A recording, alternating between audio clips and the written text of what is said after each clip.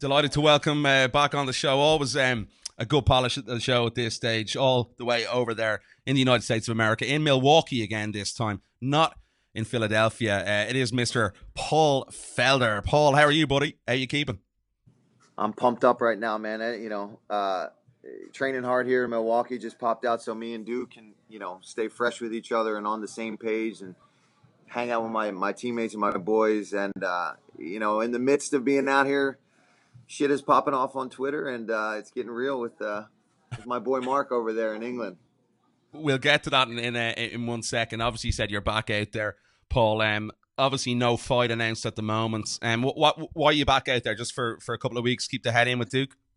Yeah, exactly. I'm still training with some teammates and friends back home. But obviously this is my camp now. This is my home. Duke's my head coach for sure. There's no doubt about that. So, I don't want to just be out here when I'm training for a fight. Oh, I'm 8 weeks out. I want to be out for a fight. I want to pop in here for a week or two here and there and just stay fresh and stay, with the same kind of, just being on the same page with my head coach. And it's already been great, man. Just been here for a day so far, and I miss these guys. This whole team is fantastic. Yeah, you seem like at home there. We spoke to Duke, I think it was a couple of weeks ago on the show, and he said to me, and it's something I took after I spoke to him for the first time, was he's a very similar personality to you. Yeah.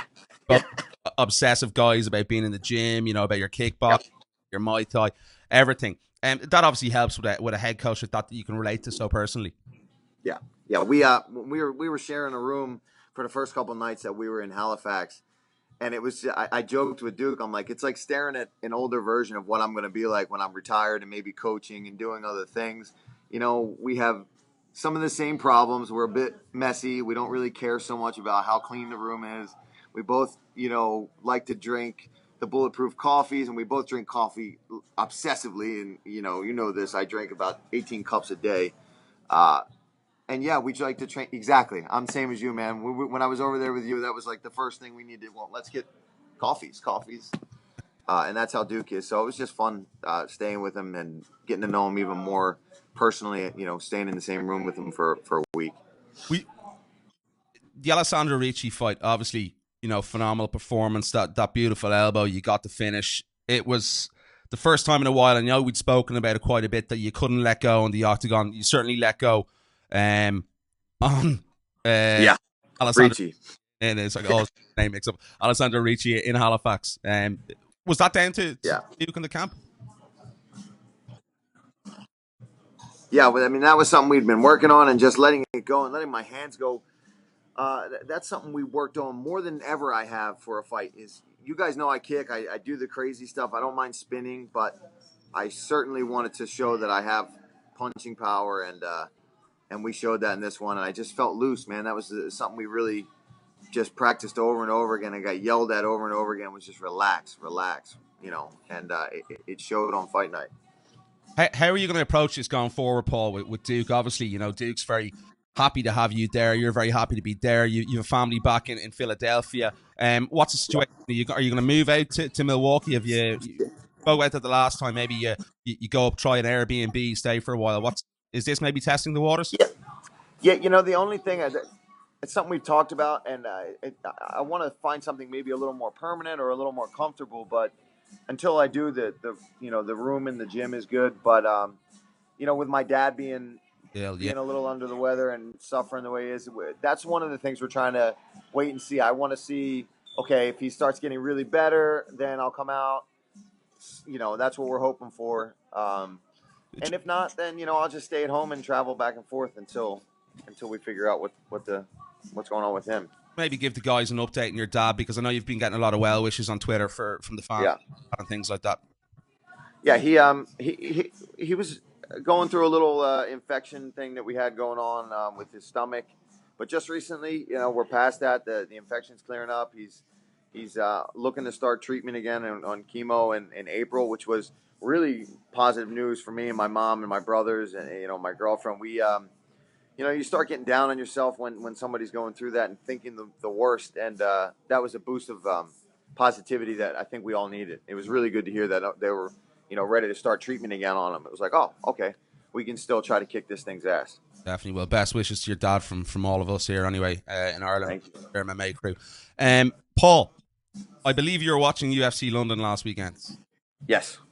and a certain Marc Diakiese seemed to tickle your fancy. Why the call out of Mark? You asked me to say something to Mark. Yeah. You knew I'd be speaking to him in the post fight press conference or the interviews afterwards. Why Marc Diakiese? Listen, A, he's on a win streak. He's talented. He's got a lot of hype behind him with the finishes he's got. But he also beat a guy that was my teammate back when I was training with Frankie Perez. And I didn't like the way he was acting towards Frankie Perez when I was watching all that. I remember texting Frankie and talking to him about that then. And, not taking away from his talent, but he's a cocky son of a bitch. And I hate when people are like that. I've always been a lifetime martial artist, and I like to go out there and finish my opponent like anybody else. But you don't need to be an asshole to do it. So I think there's certain people in this division that need to get put in their place a little bit, and I'd like to be the guy to do that. Obviously, you said that about Frankie Perez, but if you look at this as a matchup, where do you see the big differences being?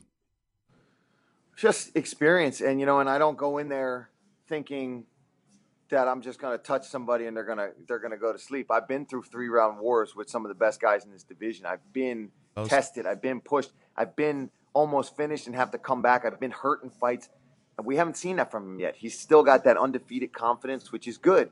But I've been there. I've been 10-0 in the UFC. I've been on a win streak. I've been at that point where he's at, where everybody's like, this guy's the next champ. And then I fought a high-level guy in Edson Barboza.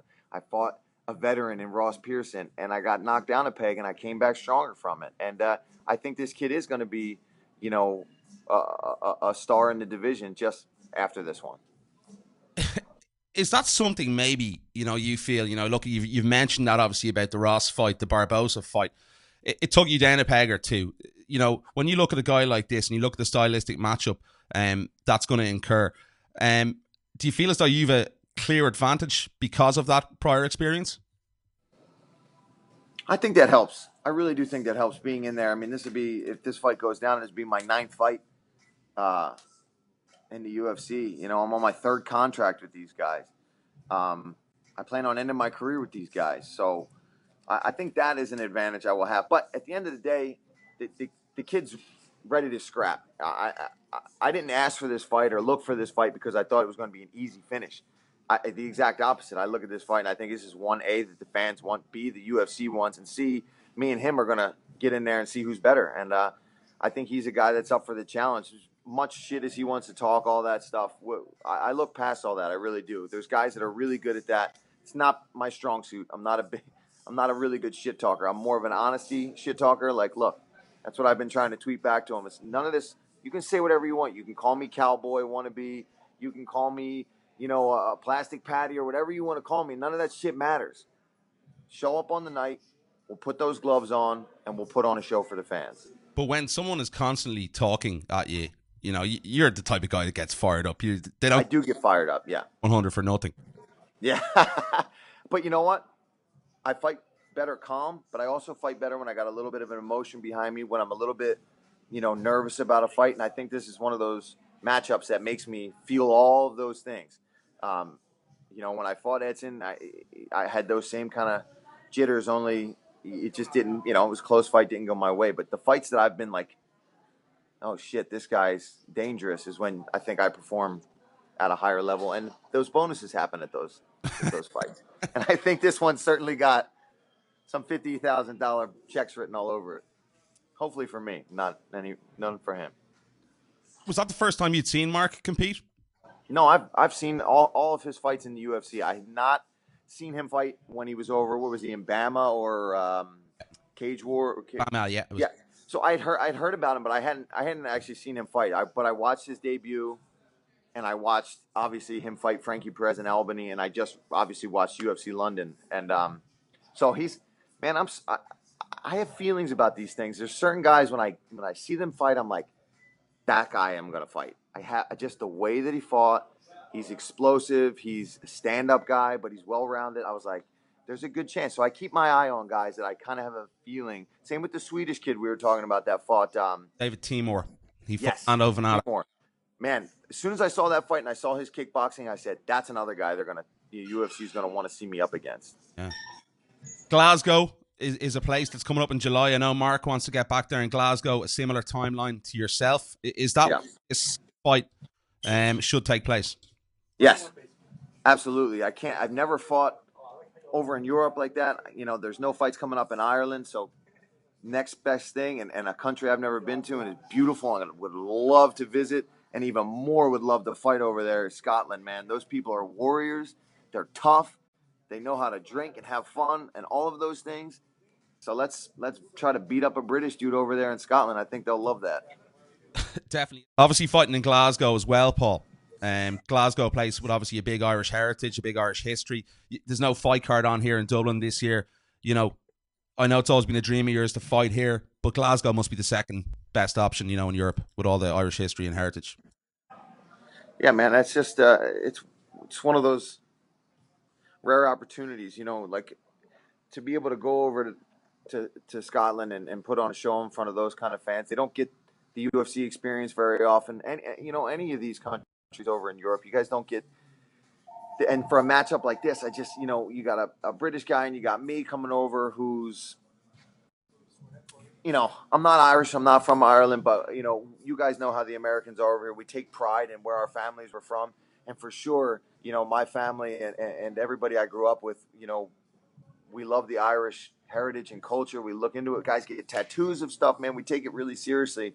So Duke's already got, you know, the Celtics jerseys and things. He's all about it. He wants to bring his whole family, if we book this fight, over to Scotland and take a vacation on top of just coming over there to fight. So, I mean, I really hope that I can get the I know I'm not from over there, but, man, I would love the Scottish support if this fight ends up happening. I'd love for them to go out and scream for me. And definitely the walkout music will get them hyped up. I already got something in mind.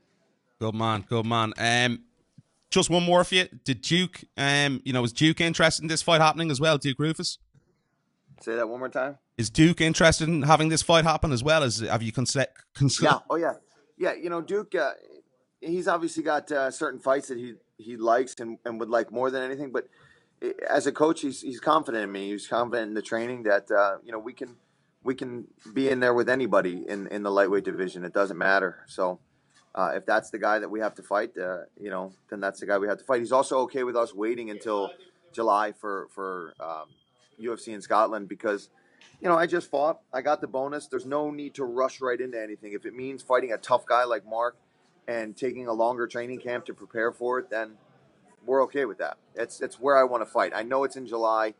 I wanted to fight earlier than that, but I'd rather wait and be able to go over there, and that would be sick. I hope the UFC, if it happens, puts it way up there on the card too, because I think we can kind of bring down the house with this fight. I was just saying that earlier on the interest. We put up a poll after, you know, I mentioned that to Mark last Saturday. I think already, you know, 89% or 80% have already that they'd love to see that fight. And I know we got a lot of comments on Saturday after the post-fight interview. We put it up from London that, you know, a lot of people were interested in that fight. So any final words to Mr. Diakiese, why this fight should happen and why the UFC brass should put it on in Glasgow in July? Listen, you got two badass strikers that are willing to throw down. I'm ready to go. He says he's ready to go.